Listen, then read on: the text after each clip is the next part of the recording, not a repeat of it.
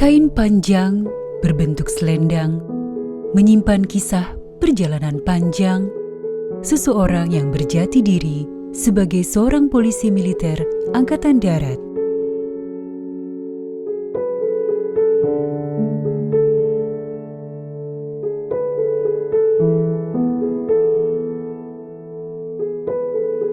Jati diri itu begitu kuat sehingga bukan sebuah kebetulan jika 2 kali jabatan sebagai Komandan Pusat Polisi Militer Angkatan Darat dipercayakan kepadanya dan dijalankan dengan sepenuh hati dengan hanya satu tujuan: menjalankan amanat dengan jelas tanpa memperdulikan persimpangan-persimpangan yang ada. Beliaunya ini jadi orangnya menghormati hukum. Beliau selalu mengatakan setiap permasalahan hukum harus diselesaikan dengan hukum. Ini sangat melekat di anak buahnya itu, Pak. Maka saya selalu menyampaikan kepada prajurit POM, kalau kamu jadi penegak hukum, kamu harus bertekad kuat menjaga moralitas yang baik. Bagi seorang penegak hukum, kuncinya adalah moralitas.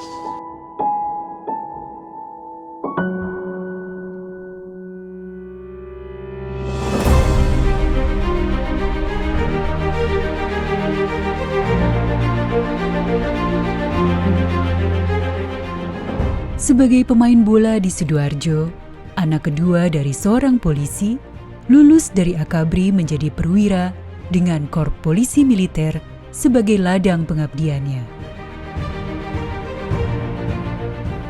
Saya daftar tahun 8081 dari Polda Jatim, Panda Jawa Timur. Saya mengikuti tes, alhamdulillah tingkat daerah lolos, tingkat pusat lolos. Saya tidak pernah kirim surat ke bapak saya kalau saya lolos. Tidak tahu bagaimana bapak saya itu minta tolong ke salah satu pembina untuk nanyakan apakah anaknya lulus. Tapi saya bilang, Pak, tolong sampaikan ke bapak saya, anak lanangmu lulus, saya bilang gitu. Setelah itu saya ngikutin pendidikan.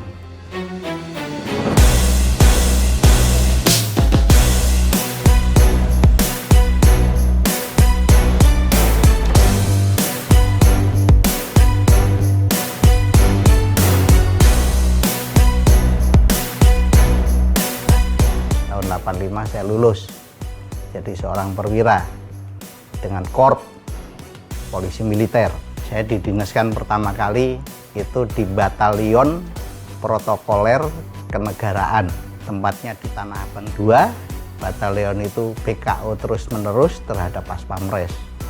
Tapi saya hanya tidak lebih dari 2 tahun di Pas Pamres, langsung saya dapat perintah pindah di Pusdikpom. Jadi saya dinas di Pusdikpom itu 6,5 tahun. Saya kenal beliaunya, Letnan Jenderal TNI Dodi Wijanarko ini pada tahun 1991. Saat itu saya berpangkat Seran 2, beliau berpangkat Kapten. Beliaunya menjabat sebagai Komandan Kopidemlat dan saya anak buahnya langsung. Kalau soal penugasan, beliaunya ini sangat disiplin sekali, Pak. Setiap permasalahan dalam tugas diselesaikan dengan penuh semangat, 100%. Gak pernah menunda-nunda waktu. Biarpun sampai pagi pun dikerjakan sama beliaunya ini.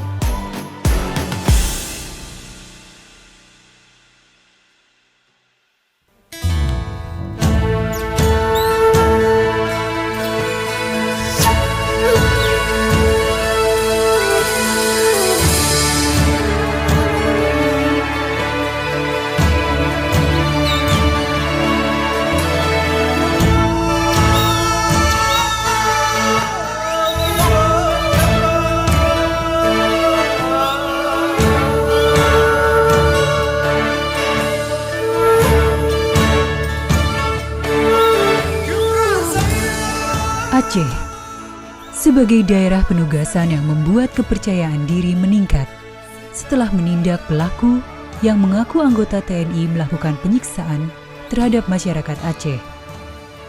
Kejadian ini menjadi perhatian nasional dan pada peristiwa inilah ia bisa mengungkap pelaku yang sebenarnya.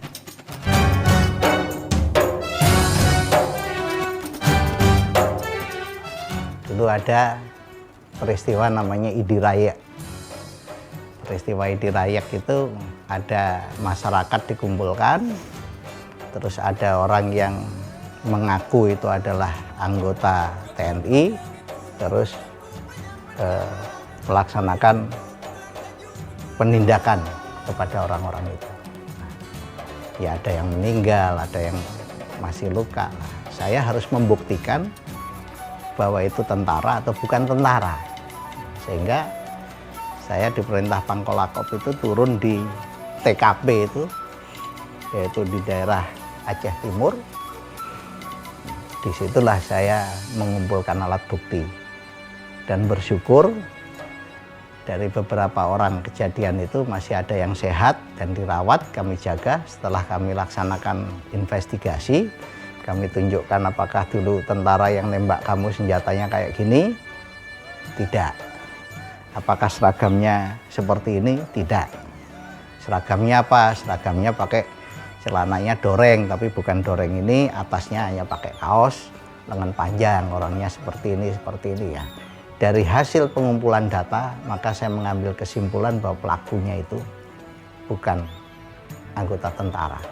Dan anggota TNI saat itu memang punya disiplin yang cukup baik waktu Satgas di Aceh itu. Itu saya anggap luar biasa. Kenapa? Karena menjadi perhatian nasional saat itu.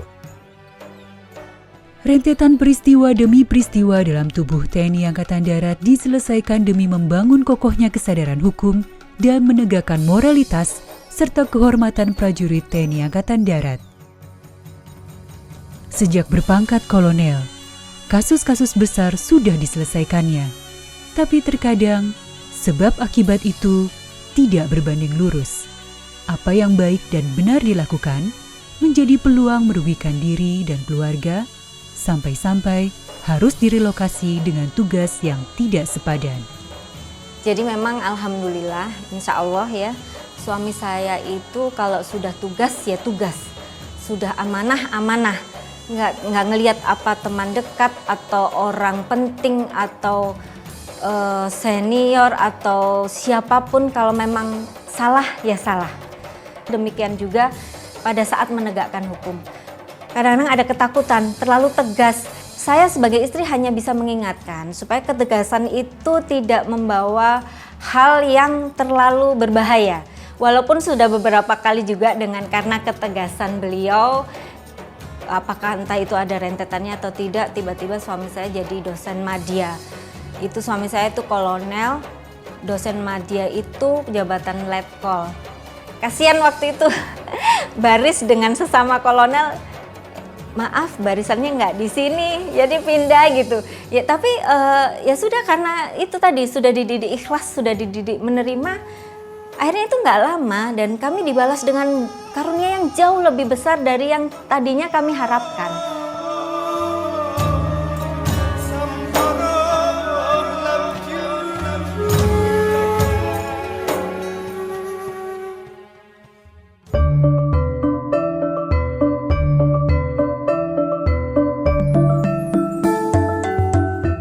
Moralitas adalah kunci dalam melakukan tugasnya dengan setia. Sebagai orang yang menyukai falsafah hidup dalam dunia perwayangan, ia belajar dari kisah-kisah wayang dan berusaha untuk menjadi teladan bagi para prajuritnya. Kalau hobi beliaunya ini nonton wayang. Jadi tokoh wayang yang beliau suka itu Krishna. Kenapa Krishna? Karena menurut saya Krishna itu banyak memberikan petua-petua jadi terhadap orang banyak. Jadi beliau dari situ kemudian bisa memberikan petunjuk yang baik sebagai contoh terhadap kepemimpinan beliaunya. Di samping itu juga beliaunya suka ini tokoh Gajah Mada. Nah, mungkin beliau menggambarkan Gajah Mada itu orangnya besar, berwibawa, yang bisa menyatukan Nusantara ini. Ia dengan tulus berbuat dan berjalan dalam koridor Pancadharma Korpsnya. itulah bentuk hadiah yang dapat diberikan atasan pada bawahannya. Tentang Pancadharma Korp ini kan ada 5, Pak. Sifat kesatria, sifat bijaksana, pantang mundur, kebesaran hati, dan kejujuran. Jadi dari satu persatu itu beliaunya ada, Pak. Sifat kesatrianya bagaimana? Dia berani sekali. Berani dalam artian berbuat yang benar, sesuai dengan kaidah hukum. Bijaksana. Dia selalu, ini saya katakan, selalu menolong anak buah yang di bawahnya dengan mempertimbangkan keluarganya. Bijaksana. Pantang mundur. Setiap permasalahan hukum yaitu tadi harus diselesaikan secara hukum. Tentunya harus dasar dengan moralitas yang baik. Kebesaran hati. Beliau di mana saja tidak pernah mengeluh orangnya. Ya sampai sekarang ini. Jujur. Itu kunci yang beliaunya ada itu. Jujur orangnya. Apa yang beliau katakan diingkari tidak. Beliau selalu konsekuen dengan perbuatan dan perkataannya. Makanya Pancadharma Korp itu ada di beliaunya semua, saya katakan seperti itu. Semuanya ada pada beliaunya. Cocok sudah.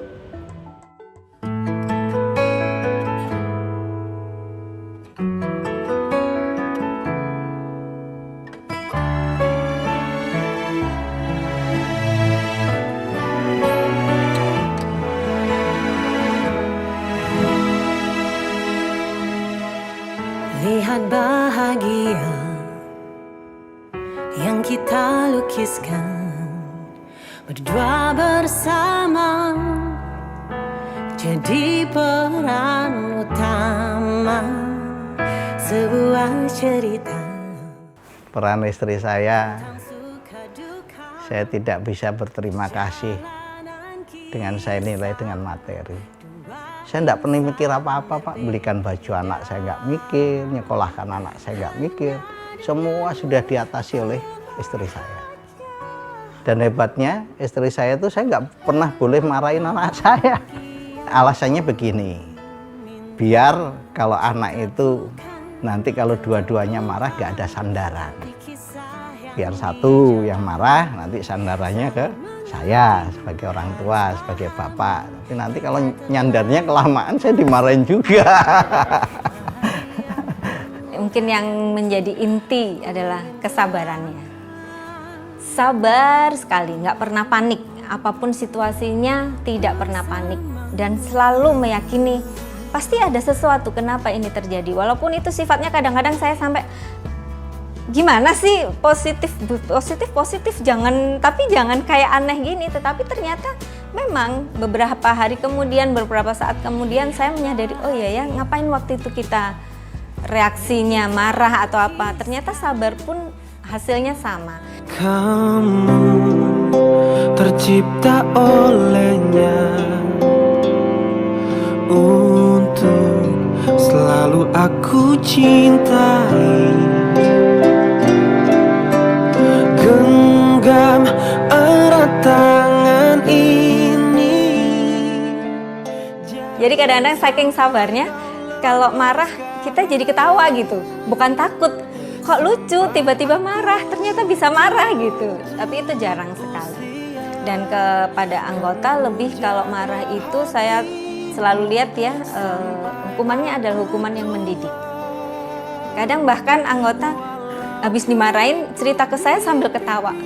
Bu, Bapak kemarin marah sama saya tapi dengan mimik tertawa gitu.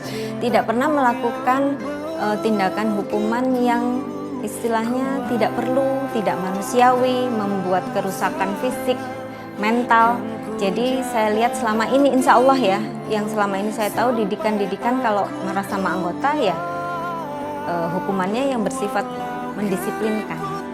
Tidak ada unsur perusakan atau menyakiti begitu. Demikian juga sama anak-anak. Cintaku yang begitu kuat.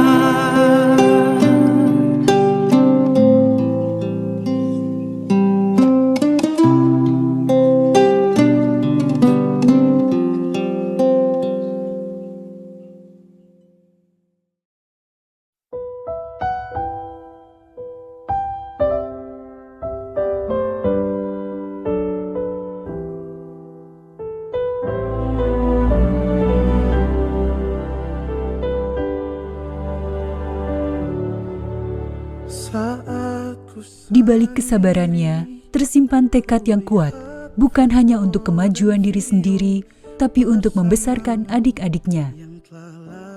Setelah ibunya tidak ada, tekad itu makin bulat. Sebagai wujud terima kasih kepada orang tua, ia membesarkan adik-adiknya, sampai mengesampingkan dulu kepentingan pribadi.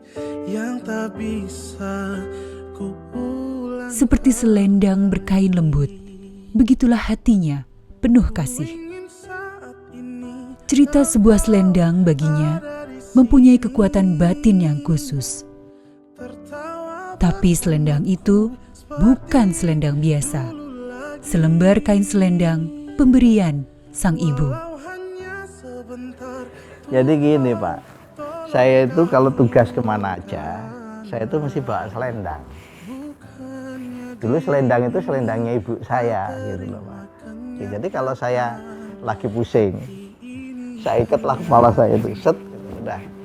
Nanti 5 menit, 10 menit saya buka gitu, pusingnya sembuh. Iya. Saya sampai ini logikanya di mana ya Pak? Saya bilang gitu. Ya tapi sembuh gitu. Mungkin itu mengandung doa ya, mengandung restu dari ibu. Mungkin sebenarnya yang bekerja bukan kain batiknya, tetapi pada saat Ibu Indrawati namanya, Ibu Indrawati menyerahkan itu ke Mas Dodi, itu sambil didoakan. Ya itulah mungkin yang membawa keberkahan dan berhasil gitu. Saat ini engkau ada di sini, tertawa bersamaku. Kekuatan batin itulah yang terwujud dari kekuatan doa dalam selembar selendang. Kerap dalam batinnya berteriak, hidup adalah perjuangan dan pilihan. Memilih untuk menjadi seorang perwira TNI Angkatan Darat artinya berjuang untuk menegakkan moralitas serta kehormatan. Kini hanya rindu. Oh, ku rindu senyummu, Ibu.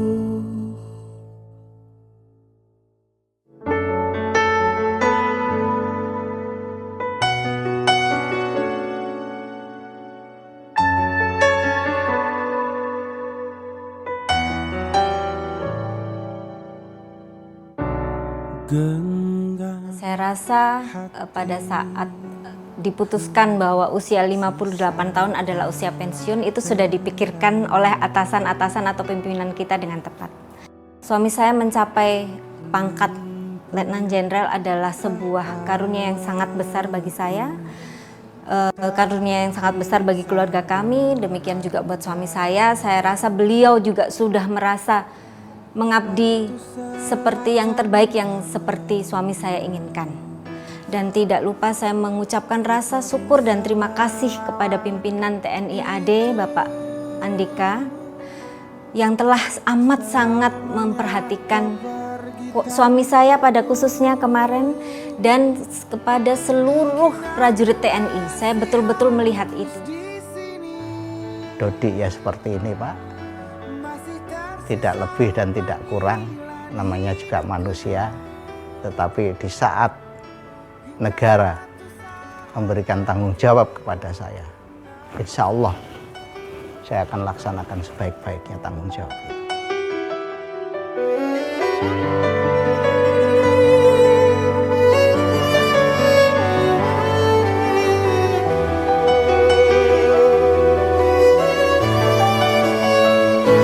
Mungkin aku masih harus di sini, masih tersisa panggilan hidupku, hingga suatu saat nanti nafasku terhenti, temukanmu dalam jalan. Selendang itu lurus. Jalan yang ditempuhnya pun lurus. Temukanmu